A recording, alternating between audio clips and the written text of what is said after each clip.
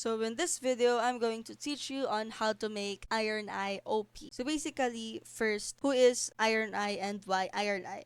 So Ironeye is one of the strongest control heroes in Nightfarer. With the right setup, she can lock down enemy movement, survive almost any burst, and deal surprising damage over time. So basically her shades was Iron Warden, which is plus 40% armor and gives a block chance mandatory, as well as Chop Specialist. It chops deal 50% more damage and trigger faster. And the Unbreakable Will, which is it gains damage reduction when below 50% HP. After that, think like a hunter. Group with your allies and bait fight. Why? You need this one in mid-game. Tank frontline damage while dropping traps under clustered enemies. Also, learn Ironeye's passive, which is his passive ability is Eagle Eye, which is a keenly observant eye discovers more items for her to obtain from foes. And the effects of this ability also applies to allies. And on her late game, become the zone controller and force enemies into tight areas. Use ultimate after enemies are slowed or snared from traps, combined with CC heavy allies like Whisper or Ashen Root for total lockdown. So if you find this video helpful, don't forget to smash that like button and subscribe so you never miss a new video.